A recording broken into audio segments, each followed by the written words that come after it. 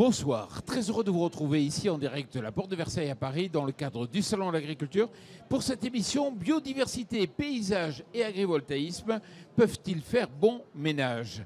Pour en parler, Géraldine Lechenot, bonjour.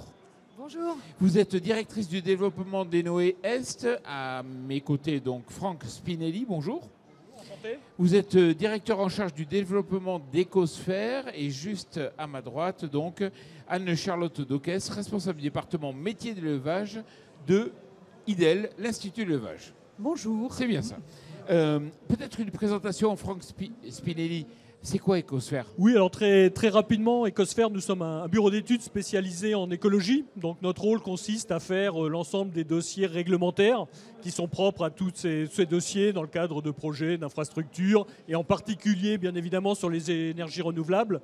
On existe depuis à peu près une trentaine d'années et effectivement, les énergies renouvelables représentent aujourd'hui à peu près 50% de notre chiffre d'affaires, sur un chiffre d'affaires global de à peu près 14 millions d'euros, avec effectivement un nombre de dossiers importants traités, à peu près 1000 dossiers éoliens, à peu près un peu plus de 300 dossiers photovoltaïques, qui nous permettent effectivement d'engager toute la séquence ERC dans le cadre des mesures à mettre en œuvre. Donc votre boulot, c'est de faire un état des lieux à un moment donné, de prévoir quel pourrait être l'impact d'un ouvrage, quel qu'il soit, au-delà même des énergies renouvelables, et après d'en mesurer les solutions, ce qu'il faudrait faire, la compensation.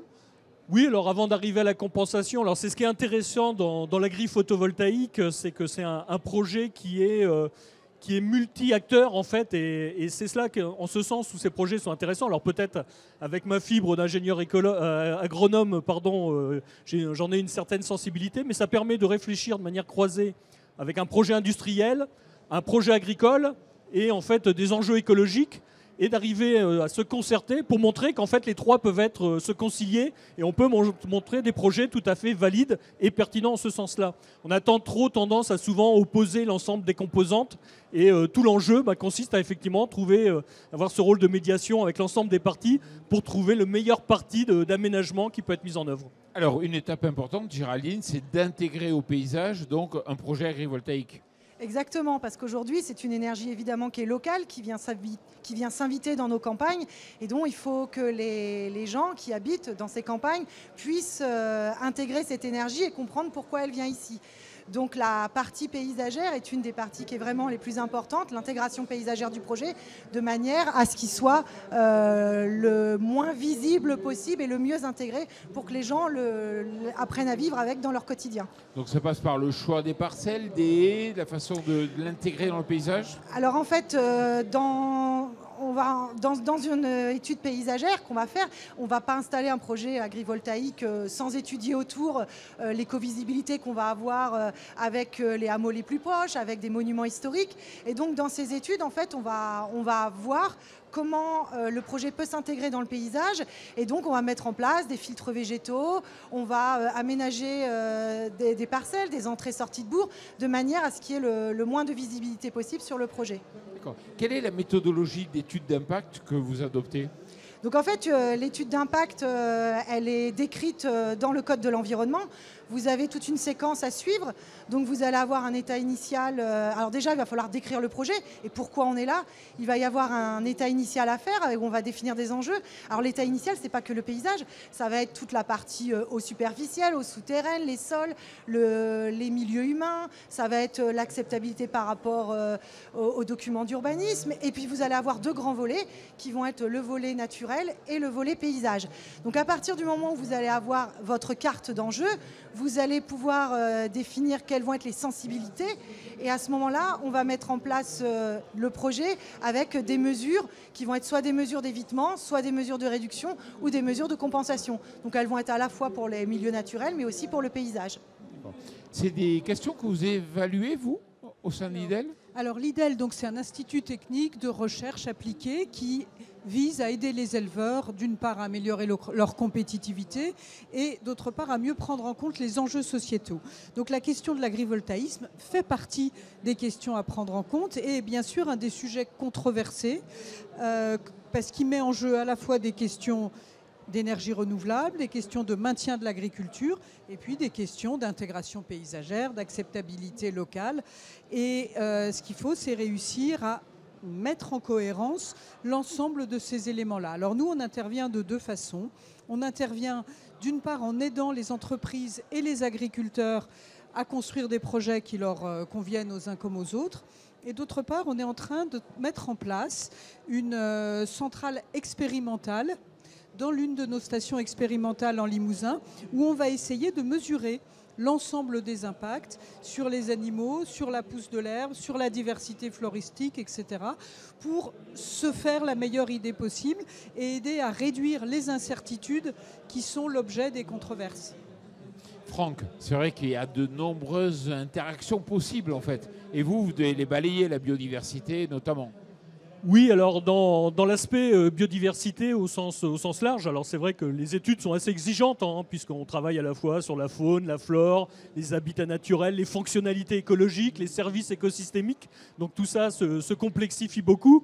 Ce qu'on se rend compte en fait, c'est que c'est aussi une valeur un petit peu relative, c'est-à-dire on part en fait d'un site qui a un état donné, et l'objectif c'est de pouvoir au terme du site maintenir en fait l'enjeu du site en termes de biodiversité dans un état équivalent, voire de créer un gain. Donc à chaque fois, c'est ce nouveau challenge qui est créé.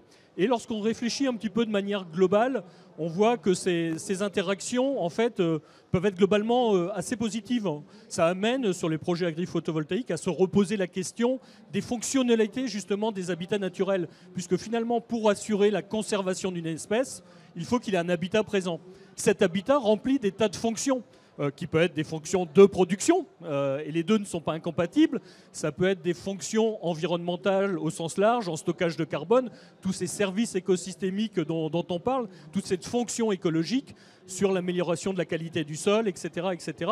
Donc c'est vraiment avoir cette réflexion croisée de tout cela. Alors sur l'agri-photovoltaïsme, l'enjeu va quand même dépendre beaucoup des milieux initiaux sur lesquels on travaille. On sait qu'il y aura des sites qui seront quand même plus sensibles que d'autres. Si je pars d'une culture intensive ou si je pars d'un milieu prairial ancien, humide, l'enjeu ne sera pas le même. Initialement, les mesures ne sont pas dimensionnées de la même manière et toutes les prérogatives qui vont s'y associer mériteront effectivement un travail un peu plus fin, voire peut-être même amener jusqu'à un certain niveau un besoin d'évitement tant le niveau d'enjeu est élevé, ce qui peut arriver. Vous disposez de solutions pour les limiter, ces impacts ? Alors oui, heureusement, il existe des solutions. Alors, la question, quand je dis des solutions, en fait, on a effectivement trois options. Et ça, globalement, je dirais la loi biodiversité en 2006 a bien cadré tout ça, enfin pardon, pas 2006, 2016, qui est en fait l'ensemble de la séquence ERC. En fonction du niveau d'enjeu initial, la première question à se poser, c'est est-ce que le niveau d'enjeu est tel qu'il faut éviter éventuellement l'impact. C'est la première question. Alors, ça prévaut généralement pour des enjeux réellement très importants en termes de menaces d'espèces ou d'habitat ou sur des secteurs définis. Ensuite, c'est l'ensemble des mesures de réduction et c'est là où en fait il y a tout un travail collaboratif qui est mené en fait. Parce que le but, c'est d'être dans un système gagnant-gagnant. Aujourd'hui, on ne peut pas traiter de l'écologie d'un côté, de l'agriculture de l'autre. Donc c'est un moment de se mettre tous autour de la table. Et ça, c'est vraiment ce travail itératif qui est vraiment déterminant, en se disant, si je recherche à conserver telle espèce, quel type d'habitat je recherche, quel est globalement les services qui vont y être associés sur le plan agricole. Donc ça amène à travailler sur le choix des couverts végétaux, sur la façon dont sera géré le milieu, on parle de bien-être animal, etc.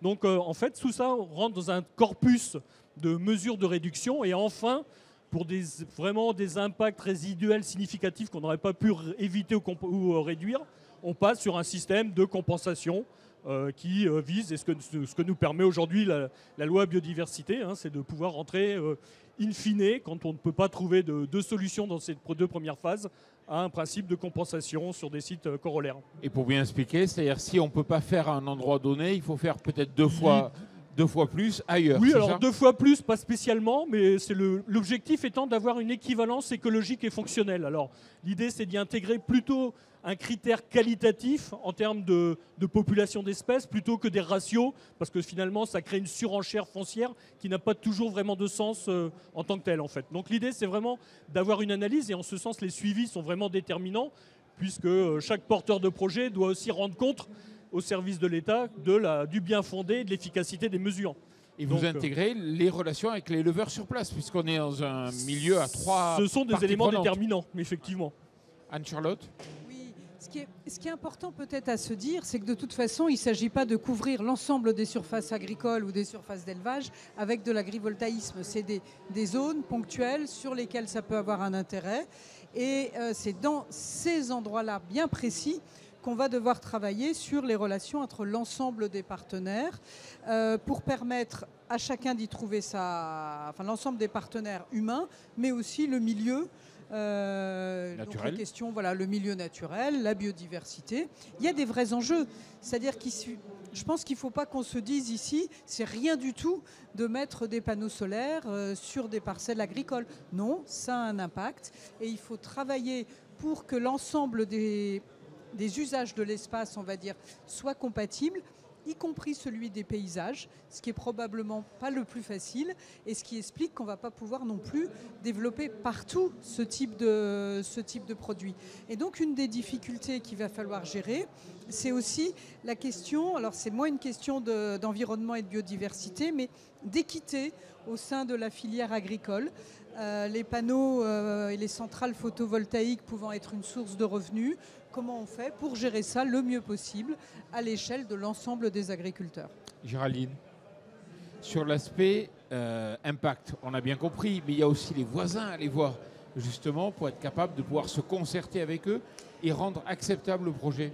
Oui, en fait, ce qui se passe, c'est que jusqu'à maintenant, les gens ne cherchaient pas à savoir comment était produite l'énergie.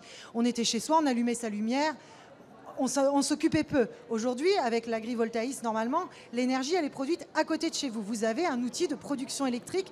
Donc, en fait, il faut appréhender son paysage avec ce nouvel outil qui intervient dans vos campagnes. Et on en comprend nous, en tant que producteurs, on en comprend la nécessité, mais il faut aller auprès des gens et leur expliquer pourquoi on est là. Dans le cadre de l'agri-PV, ce qui est intéressant, c'est qu'il y a un vrai outil agricole qui est mis en place. C'est-à-dire qu'on vient à la fois produire de l'énergie, mais on vient aussi rendre des services sur l'exploitation. Donc si on ne fait pas ce travail de communication, de concertation auprès des gens, si on ne les intègre pas dans tout le processus de construction du projet, ils ne vont pas comprendre, ils vont se sentir, on va dire, en dehors du processus et ils risquent de s'opposer au projet. Mais le tout, c'est vraiment de communiquer et de concerter. Qu'est-ce qu'on pourrait améliorer de plus ? Alors aujourd'hui, la partie concertation doit s'améliorer, c'est-à-dire qu'il faut comprendre qu'il faut intégrer les gens dans nos projets, il faut intégrer les gens dans le process de l'étude d'impact. Et pour moi, dans la deuxième chose qu'on pourrait aussi aujourd'hui améliorer, c'est avoir des retours d'expérience sur comment la biodiversité interagit une fois que le projet est en place. L'agrivoltaïsme, c'est quelque chose qui est nouveau. Et en fait, il va falloir qu'on ait des projets en fonctionnement pour qu'on puisse voir comment se comporte la biodiversité, la faune, la flore sous les projets pour pouvoir voir ce qu'il faudra améliorer ou ne pas améliorer. Bon, on est déjà arrivé au terme de cette émission. Géraldine, merci beaucoup. Franck, merci. Anne-Charlotte, merci d'être venue ici sur le plateau TV Agri pour partager ces informations. Et merci à vous.